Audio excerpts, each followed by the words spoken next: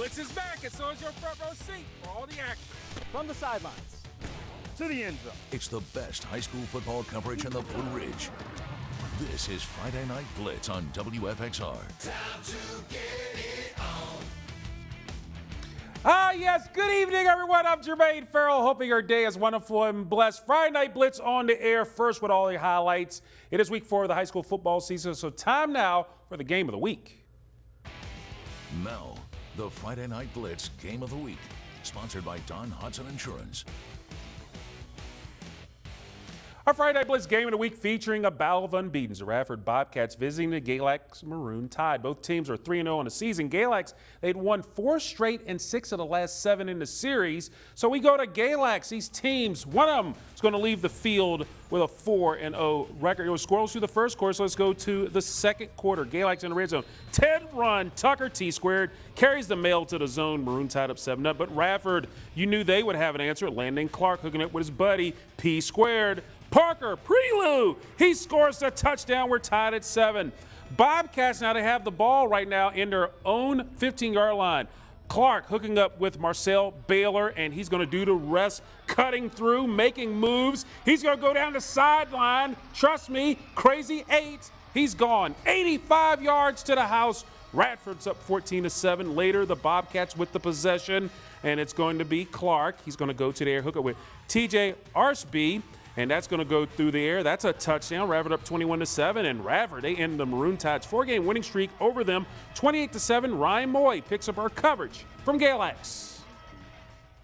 Well, not many people are able to hold the Maroon Tide to 7 points, but due to the offensive and defensive efforts of the Bobcats, Radford was able to come away with the win here in Galax. Feels great. You know, I'm proud of my kids. That's a tremendous ball club we just beat. They're so well coached. They're so fundamental. They're physical.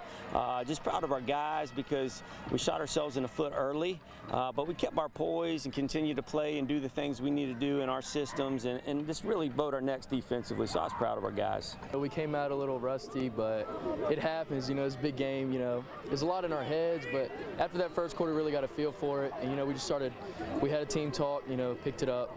At halftime, we came out, you know. I mean, the team played great. Everybody just put in. You know, the week of practice really helped, though. Everybody worked hard all week, and, you know, when everybody works hard, something's good going to happen. Hey, we're going to enjoy it, and then we'll focus on Christiansburg, I guess, probably tomorrow. We'll kind of get started on them. So, obviously, we got another test. We realize that. But, you know, I like my guys. They're pretty good, too. Well, in the end, the Bobcats were able to come away with the win to defeat the Maroon Tide 28-7. In Galax, Ryan Moy, WFXR Sports. Thank you so much, Ryan. The battle for the Noel C. Taylor Cup. William Fleming Colonels hosting the Patrick Henry Patriots. Action going on in the first quarter. PHQB Joey Beasley, the Fleming defense bowing up. Nathaniel Keith and Jakari Atkins with the sack. So we go to the second quarter. This game is still scoreless. Patrick Henry Sidney Webb spinning his way 29 yards to the house. That's a touchdown. Patriots up 7-0 at recess. PH opens it up in the second half. They get their 7th straight win over the Colonels, keeping them winless 31-7. Meanwhile, over at Salem Stadium, the Spartans hosting the Northside Vikings. The Salem fans excited about what's going to happen, but the Vikings will go to the pay window first. Elijah Trick to Jeff Barnes, touchdown, 7-0 Northside. But then Salem's Peyton Lewis, their cool football player, he's going to make the end zone his place, takes it in for the touchdown. We're tied at 7. Salem, they get their 3rd straight win on the season. They beat Northside 55-14. Staying in Roanoke County, Glenver Highlanders hosting the Hidden Valley Titans from Highlander Heaven. There's some rec kids doing some things. Glenver up 31-14 at the break. Second half, Hidden Valley trying to get it going, but Joey Strong would fumble the ball and the Highlanders would recover.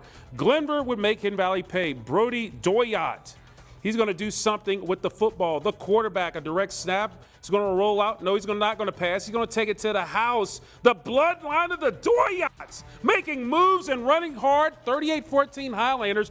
Glenver evens their record at 2-2 in a big way, winning over the Titans 52-14. Let's go to Daleville. Lord Botetourt, fresh off their big win over Riverheads last week, returning home to play the Appomattox Raiders. It was 7-3 at the break, but in the third quarter, Lord Botetourt quarterback, we're going to talk about this guy a little bit later.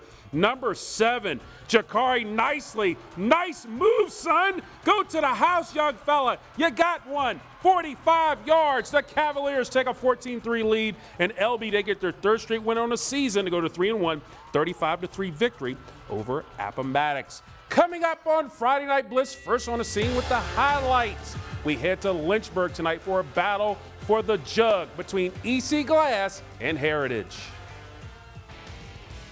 This is the Home Team Fan Cam, sponsored by Hometown Automotive Service.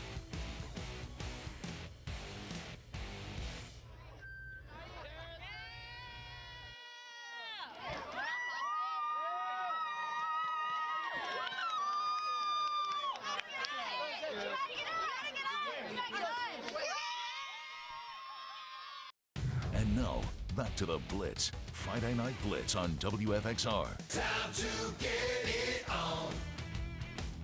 And thank you so much for watching Friday Night Blitz. Welcome back right here on WFXR. Time now to check in on one of our spirited rivalries in the area. It is the battle for the jug between EC Glass and Heritage. Now, recently, the jug is taking residence up at Heritage High School. I think they're paying rent for that jug. The Pioneers have won the last 4 meetings and 12 of 13.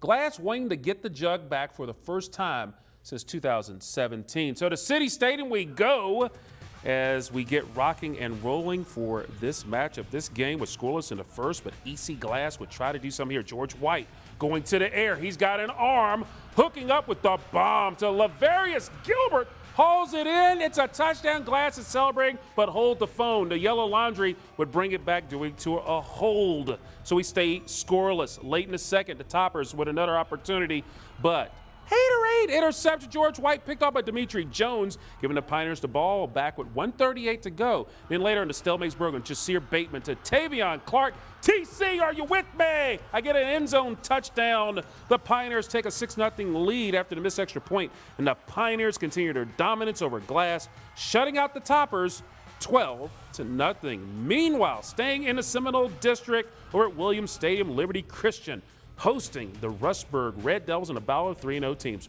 Rustburg down 35-0, and Michael Knight is picked off by Jaden Skates. Knight, because Skate takes it to the house. Reservation for 6 in the zone. Bulldogs up 42-0. Late in the third, LCA with the offense themselves. Caleb Davidson takes it in for the touchdown. Liberty Christian, they dominate this football game tonight. They win big over Rustburg, 56-6. And our final batch of highlights, another Seminole District battle as 3-0 Brookville visiting 2-0 Jefferson Forest. JF fans are fired up for this one. The Bees were up 7-0 in the first, but then Brookville would get it going on offense again. It's Michael Vire. He's going to take it to the outside, and he's going to score 14-0 Brookville. Second quarter, the Bees are up 20-7, and the Bees QB, it's going to be Drake McDaniel. In the darkness, going to call his own number at Sabre Stadium. He gets it in for the touchdown. It's 26-7. And McDaniel, since you scored a touchdown, let's make it a crazy 8. McDaniel calls his own number. Nearly the same play, gets to the outside. Touchdown, Brookville, or 2-point conversion, not a touchdown. 28-7 Brookville. The Bees, they go to 4-0 on the season with a 49-27 win over Jefferson Forest. It's time for the Friday Night Blitz Player of the Week, sponsored by Tater Benson of MKB Realtors.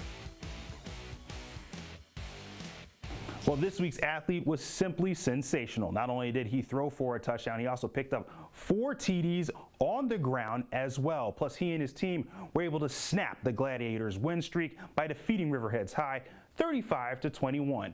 This man is no stranger to the spotlight, but guess what? He is back, and he's your player of the week. Jakari Nicely, quarterback safety, Lord Botetourt High School. They're a great team, and we just played really, really well. We executed to our potential, but I think we can get way better. We're still going to get better every week.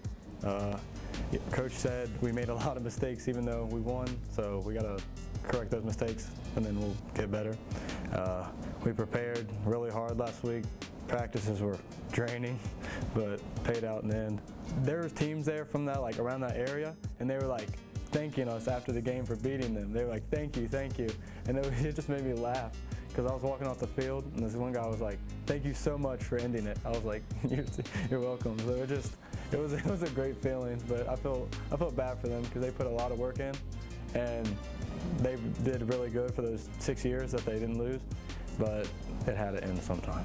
It means a lot to me that I could count on my teammates to help me perform like I could, because I couldn't do it without them, and they just helped me a lot to what I could be able to do and then score. We feel like we're a unit together, and it's really like nice that like other parents are coming up to us and like talking to us and be like, great job, good job. What does Coach Harless mean to you? He's a great role model. He teaches me like a lot of things, tells me right from wrong.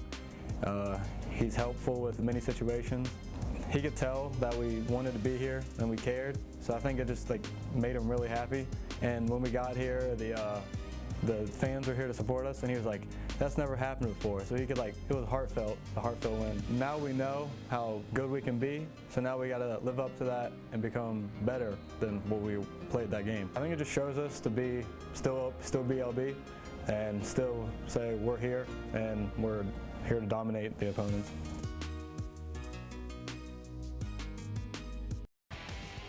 And now, the Macadit Play of the Night. Sponsored by McAdoo's.